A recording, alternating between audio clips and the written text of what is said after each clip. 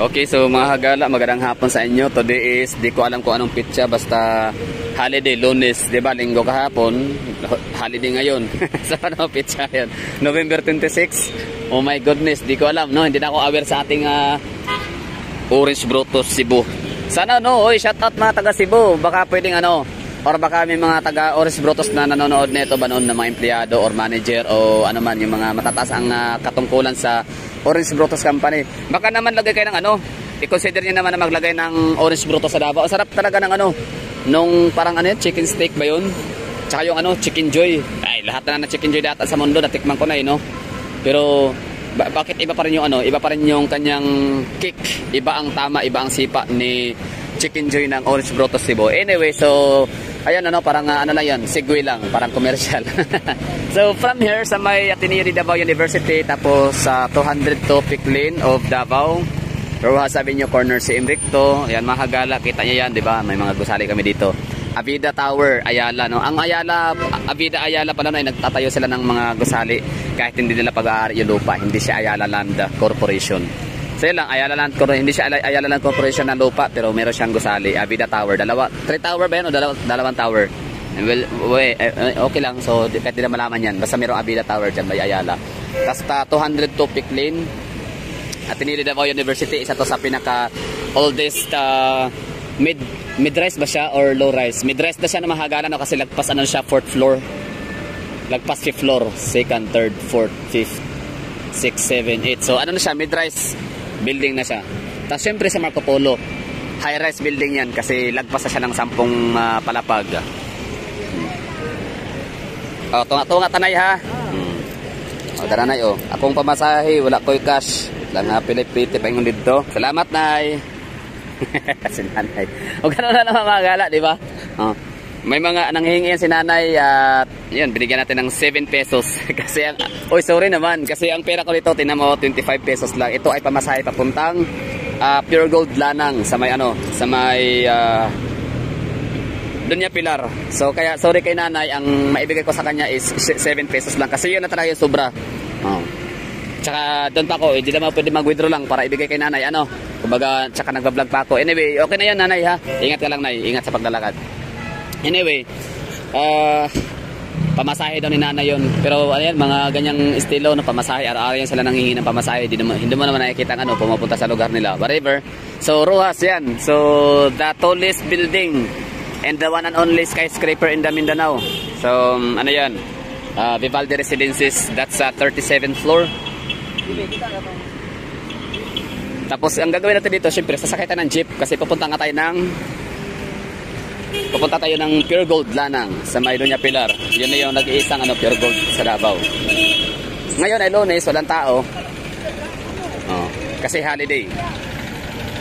Kasi parang in advance yata ang birthday ni Andres Bonifacio. Diba? Oh, may kalapati pa kami dito. Wala akong pagkain, sorry. Pwede pala ulamin ng kalapate.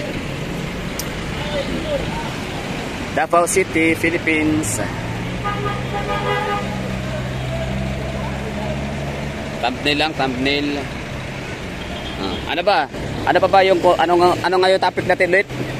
Bali, sasakay tayo ng ano no, jeep papuntang Davao City. So anything goes under the sun. Pwede ko na mapag-usapan. Rota nito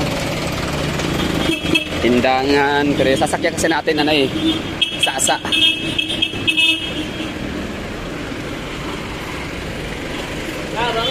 Kapitipan, Buhangin, El Rio.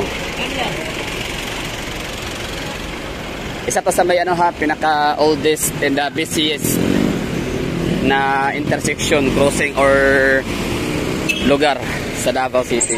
Kasi Ateneo de Davao University, tapos post office, ito sa likod, Marco Polo Hotel, tapos ayan, Aldebinco nung araw, ngayon hindi na. Nilipat na yung bagong Aldebinco sa may ano, Market Central. Hanap na tayo ng ano, route papuntang Lanang, Sasa, Bahada, SPMC. Route 4 yan, no? Route 4.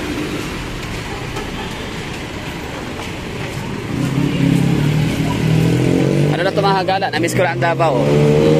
Tapos syempre may mga ilan dyan sa inyo na kakasubscribe lang nung nakarang araw, kahapon, ngayon at nung nakarang linggo. Kaya hindi nyo pa siguro nakikita yung mga upload natin ng mga video about Davao City. So ito lang naman, makikita nyo to, isa to sa may pinaka busiest intersections dito sa Davao. One of the busiest. Holiday, so congratulations sa mga tamad pumasok. Hindi na kailangan umabsent kasi ito na nga, walang pasok, Lunes.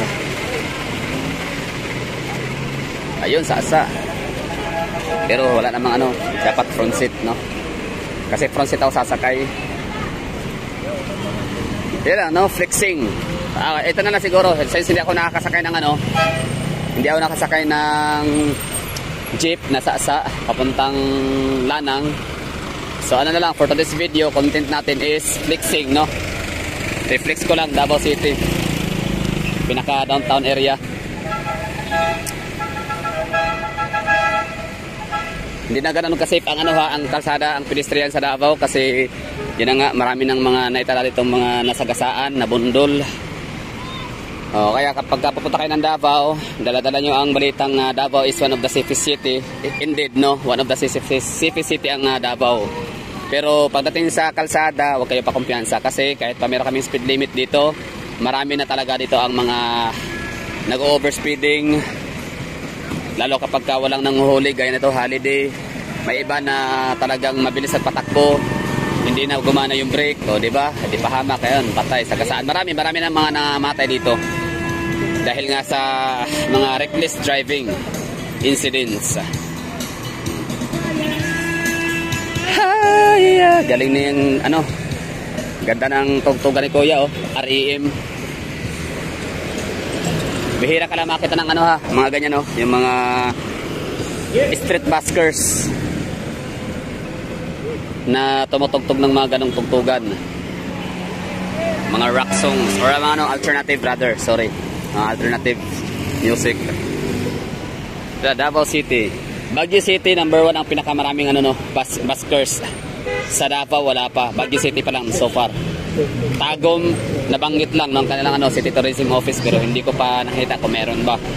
So, saan ba dito mga hagala? Sa Iloilo, walang street buskers, no? Sa Bacolod, wala din.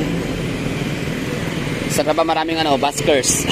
Meron na sana sa Cebu, sa Colon. Yung parang kung merong Greenland sa Baguio City, parang meron din yata sila doon sa may Colon sa Cebu.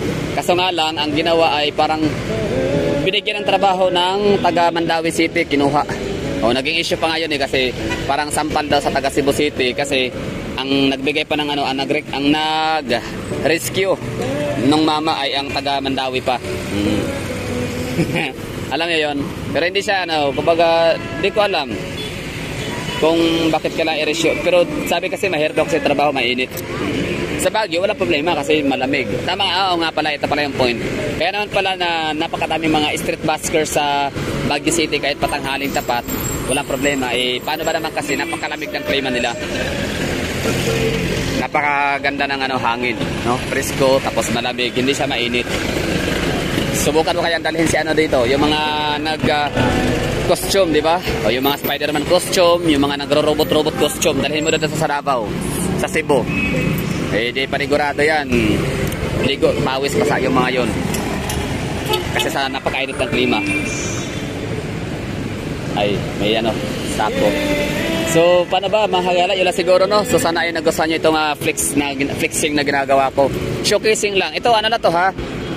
Napakaliit lang to na portion ng lupa ng Davao na ma-flex sa inyo na may mga high-rise buildings and mid-rise buildings at the Davao University. Dito na nga, Vivaldi Residences, Marco Polo Hotel na sana babalik na to sa kanyang operation kasi nakakamiss din nakakamiss yung kanyang mga pailaw. Tapos Abida Tower. Tapos yung aming underground cabling system ng CM Recto Avenue. Tapos ito naman yung Picklin. O di ba nakakatakot, no? Nakaka-intimidate tumawid.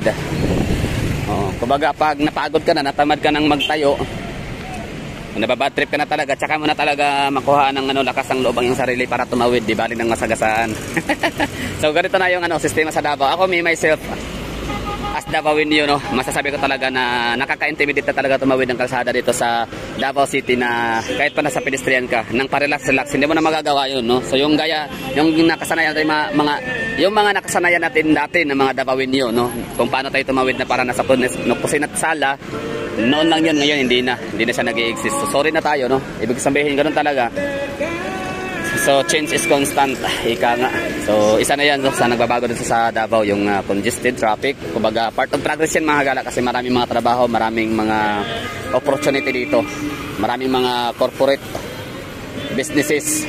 Kaya siyempre marami din mga empleyado from all over the Philippines pumunta ng Davao, at ang iba talaga ay dito nakatira. Totoo yan, may mga nagko-comment nga sa akin, may mga nagme-message kung alin nga ba daw yung pinakamagandang tirahan, mga kondo, bibilhin kasi dito daw sila titira at dito na sila magre-retire. Sa ibang mga videos napapanood ko rin na ang purpose nila ay trabaho lang sana, tapos pinabakasyon ang kanyang pamilya from Manila, tapos nagustuhan ng kanyang pamilya, di na babalik ng Manila, nag-Davao na sila, o ngayon Bisaya na sila. So yun lang. So hindi na siya kagaya nung araw ang Davao City sa kalsada. Kung magtawid ka na pa chill na lang, no, relax kalmado na para ka lang nag-i-slow motion. Oh, 'di ba? So Davao City is a very sit back and relax city. Pero sa pagtawid hindi na hindi na siya ganun ka-slow mo. Subukan mo nito tumawid ng pa-slow mo lang. Nako, para kang husgahan ng mga driver dito. Kahit pa ilang beses na paulit-ulit na pinag-utos or pinakiusapan ni Mayor Baste ang mga drivers sa Davao na let's make the pedestrian lane a safest place for pedestrian people. Pedestrian, di ba? Yan na yan, pedestrian. Yan lang. Oh. Pag kumbaga giveaway, minor sa pedestrian lane. Pero wala ay parang ibubuli ka pa. Ganun, di ba? So sino gumagawa nun? Mga taga-Davao makapagsabi kung sino. Hindi ko na-mention kung sino yun. Sige na, sabi ko na, mga taxi driver. Madalas, oo, napakabuli ng mga taxi driver. Shout out dyan sa mga subscribers ko, mga taxi driver. Alam ko na marami-rami kayo, no? Mga nagkasabayan ko nasakyan ko sa Davao. Tapos siyempre ako yung nagpa-vlog. Tapos while vlogging, siyempre parang naku-curious sila kasi parang siguro nakala na napakasikat ng tao, sikat na vlogger kasi nga ang daldal, ang ingay. Tapos sabi, sir, anong channel mo? Baka pwede ma-subscribe. Ayun. Kaya mula noon, nagkaroon ako ng mga 1, 2, 3, 4 na mga subscribers sa mga taxi drivers. So shout out to sa inyo. Oo. Minsan, wag masyadong magbadali. Basta alalahanin niyo, sabi ni Baste, make the pedestrian lane the safest place for pedestrian. Bye-bye, and ingats.